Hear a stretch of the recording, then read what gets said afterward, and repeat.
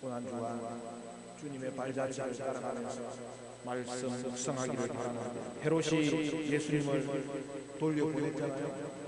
빌라도는 세 번에 걸쳐서 예수님을 석방하려고 시도합니다.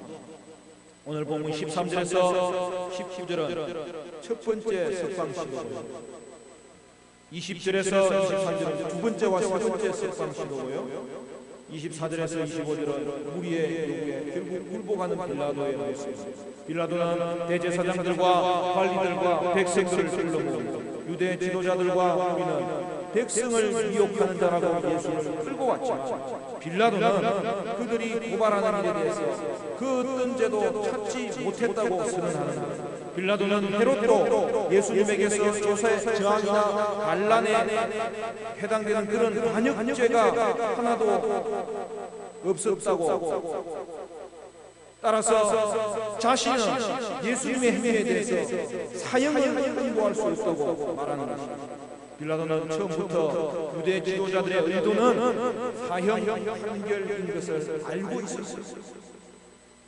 빌라도는 사형을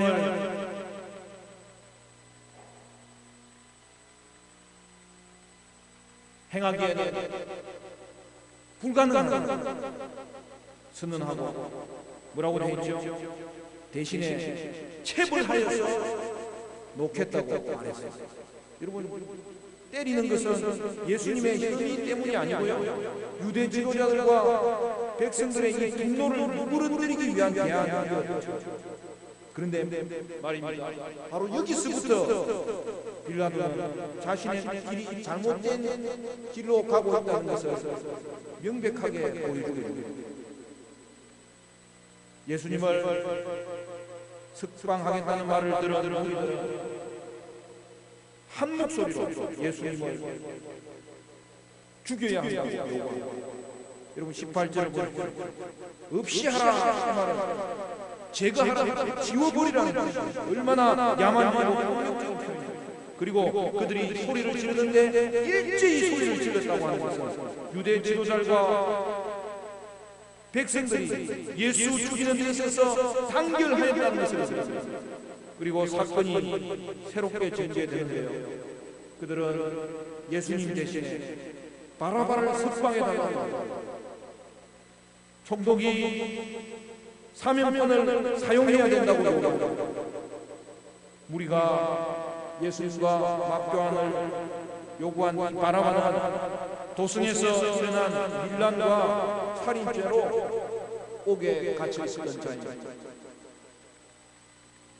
무리의 제안에도 불구하고 빌라도는 또다시 예수님에게는 죽일 죄가 없으니 석방하겠다고 선포하고, 이에 무리는 어떻게 하죠? 다시 소리 질러서 그를 십자가에 못 박게 하소서, 십자가에 못 박게 하소서, 십자가 처형을 요구하는 거죠. 처음으로 유대인들의 입에서 예수님을 십자가에 처형하라는 말이 나온 거예요. 우리 21절 말씀 같이 읽어볼까요? 21절 다 같이 시작.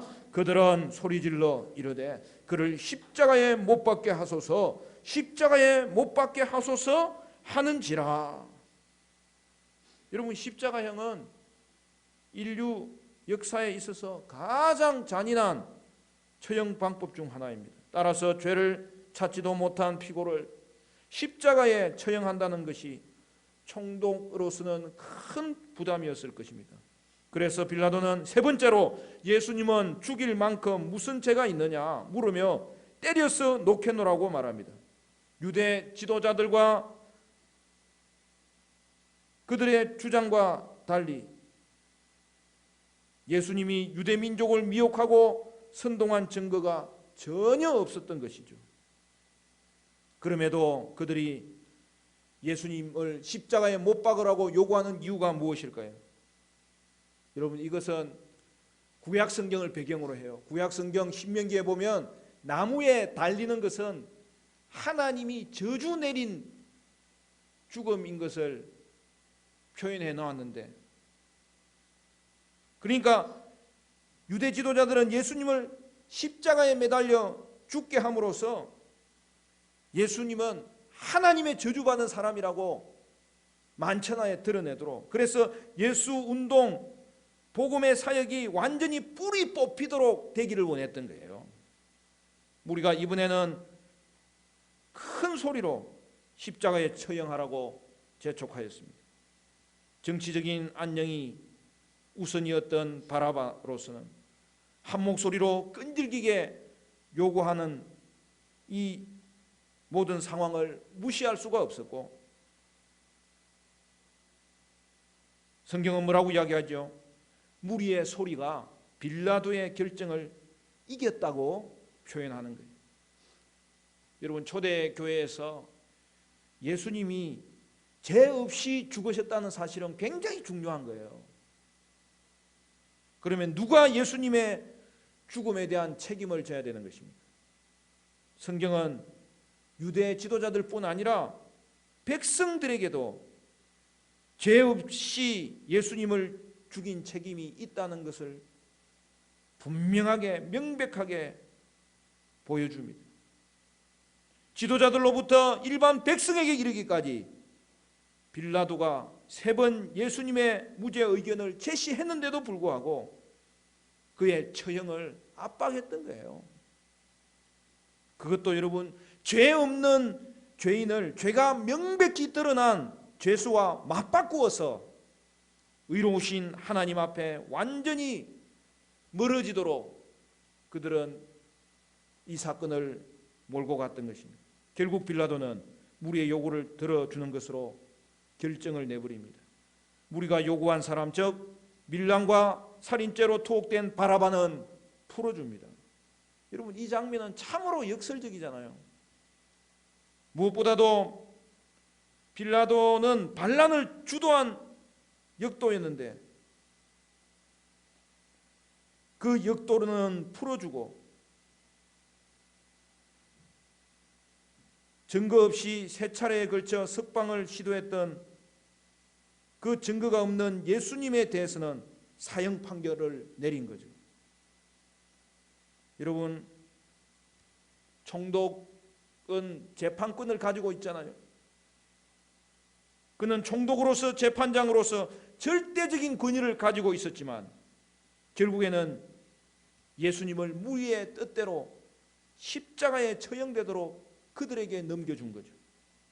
빌라도는 정치적인 안전과 자신의 안위를 위해서 결국 정의를 외면합니다. 백성들의 진노를 누그러뜨리고 그들의 호감을 얻기를 기대하면서 의인을 십자가에 처형하도록 넘긴 것입니다. 우리는 앞에서 유대 지도자들과 백성들의 악함을 성경이 보여준 사실을 확인했는데, 이제부터는 빌라도의 이 불의와 무책임함이 얼마나 명백했는지를 성경은 보여주고 있어요. 조직과 개인의 안전과 평안을 위해서 약자를 희생시키는 이런 역사 가운데서 특히 탄탄한 조직 체계를 갖춘 집단에서 일어나는 일이었습니다. 강자들은 기득권을 유지하고 강화할 목적으로 약자들을 희생양으로 삼은 것이죠. 그러나 유대 지도자들과 백성들과 빌라도는 예수님을 약자로 희생시키지만 누가는 예수님은 지금은 약자로 보이지만 하나님 보좌 우편에 앉아 우주를 통치하실 분이라고 분명하게 보여주면서 십자가를 향하여서 걸어가는 그 예수님의 정체를 계속 드러내는 거죠. 예수님은 약자가 아니라 하나님의 아들로서 약자들에게 생명 주시기 위해서, 복음을 전하기 위해서 나다지셨던 것이죠. 빌라도는 진실보다 군중이 두려웠고 지금껏 쌓아온 아성이 무너질까 봐 두려워하였고 돌이킬 수 없는 범죄인 줄 알면서도 그는 결코 돌아서지 않았던 것이죠. 무리는 어떻습니까? 얼마 전에는 예수님을 잡으려는 종교 지도자들에게 위협이 되었던 그 무리들이 지금은 그들에게 매수되어서 선동되어서 예수님을 죽이는 데 앞장서고 있었던 것입니다. 호산나를 외치며 환호했던 무리들도 예수님이 무기력하게 끌려다니며 신문당하는 것을 보면서 결국에는 실망하였고 분노하였고 그들의 기회에 부응하지 못하는 예수는 그들에게 메시아가 될 수 없다고 예수님이 결국 배척의 대상이 되어버린 것이죠. 사랑하는 성도 여러분, 여러분도 죄에서 자유를 주는 이 복음이 얼마나 귀한지를 모르고 번영의 복음, 자신의 기대를 채워주는 복음, 자신의 꿈을, 자신의 나라를 세워주는 복음으로 주의 복음을 오해하고 있지는 않은지 우리는 이 고난주간 다시 한 번 더 우리를 점검할 수 있어야 될 것입니다. 여러분 25절을 보면 빌라도가 바라바는 놓아주고 예수는 넘겨주었다 그렇게 말씀하는데요. 이 넘겨주다는 이 단어는 이 역설과 반전의 의미가 있는 거예요. 여러분 특별히 오늘 본문이 강조하는 것은 뭐예요? 예수님은 바라바 대신에 넘겨진 자라는 거예요.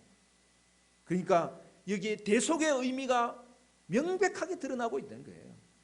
여러분 이사야 53장에 나오는 고난받는 종이 모욕을 받아서 죽음에 넘겨졌잖아요. 그래서 이사야 53장에 보면 우리 모두의 죄악을 그에게 담당시키셨도다 그렇게 표현하는데요. 여기 담당시키셨다는 단어가 바로 헬라어로 번역할 때는 넘겨졌다는 단어로 번역되는 거예요. 또 거기서 이사야가 뭐라고 이야기합니까? 자기 영혼을 버려 사망에 이르게 하며 그렇게 표현했는데요. 이 사망에 이르게 했다는 것, 사망에 넘겨졌다는 단어와 동일한 단어인 거예요. 이것을 사도 바울은 로마서 4장 25절에 그 의미가 무엇인지를 명백하게 드러냅니다. 뭐라고 되어 있습니까? 우리의 범죄 때문에 예수께서 넘겨졌다고 표현하는 거죠. 우리의 범죄 때문에 우리의 범죄를 대신해서 예수님은 십자가에 못 박혔다고 표현하는 것이죠. 그러므로 예수님이 십자가 처형에 넘겨짐은 우리의 범죄 때문에 행해진 일이고 대속의 죽음이었다는 것을 말씀하고 있는 거죠. 하나님의 섭리는 강자들에 의해 넘겨진 예수님의 희생으로 자기 백성은 회복의 길에 들어서도록 회복의 길을 여신 것이라고 말씀하고 있는 거죠. 예수님의 십자가는 우리를 위한 대속의 죽음입니다. 그러므로 우리에게 생명의 길을 여신 사건입니다. 명백한 죄인인 바라바는 노임을 받고 죄 없으신 예수님은 잔혹한 십자가 형벌에 넘겨지는 거예요.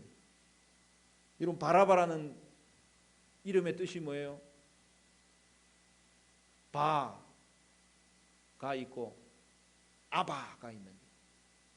바라는 말은 아들이라는 거예요. 아바는 아버지의 아들. 아버지의 아들 대신에 하나님의 아들 예수님이 죽음과 형벌의 자리로 가신 것이 십자가 사건이에요. 이것이 십자가의 은혜예요. 십자가의 은혜는 우리 죄 때문에 넘겨진 대속의 은혜예요. 대속의 은혜를 깨닫고 우리가 인정할 때 우리는 자신의 죄를 고백하고 십자가 밑에서 생명과 안식을 얻을 수 있는 거죠. 그리고 내 뜻과 내 힘과 내 방식대로 내가 원하는 나라를 세우려고 했던 이 모든 패역함을 멈추게 될 수 있는 거죠. 그러므로 여러분 예수님을 십자가에 못 박으라고 외쳤던 범죄하였던 백성들이 바로 저와 여러분의 모습이고 죽음의 자리에서 예수님 대신에 살게 되었던 바라바의 모습이 우리의 모습이고 십자가에 죽어야 할 자는 바로 저와 여러분인 것을 다시 한 번 더 생각할 때 우리 예수님은 이러한 죄인을 도리어 십자가의 죽음으로 살리신 것을 오늘 이 새벽에도 우리는 고백하며 감사하며 그 주님을 경배하며 주님 앞에 나아가게 되는 것입니다. 여러분, 이것이 십자가의 은혜예요. 우리는 십자가의 은혜를 생각할 때마다 나의 나라, 나의 꿈만 쫓던 바나바 같은 나를 살리신 것이 십자가 은혜고, 대신 그가 죽으심으로 말미암아서 우리에게 회복의 길을 여심히 십자가 은혜인 것을 고백하게 되는데, 이 고난주간 십자가의 은혜가 아니었으면 주님의 사랑이 강같이 흘러 그 십자가의 은혜가 나에게까지 흐르지 않았다면 우리에게는 소망이 없을 터인데, 대속의 은혜, 십자가의 은혜, 회복의 은혜, 십자가의 은혜, 생명의 은혜, 십자가의 은혜, 다시 한 번 더 기억하면서 이 고난주간 더욱더 주님 따라가기를 다짐하는 복된 주간 되시기를 바라고, 주님 더 의지하는 믿음의 사람으로 굳게 서는 저와 여러분 되시기를 주님의 이름으로 간절히 축원합니다.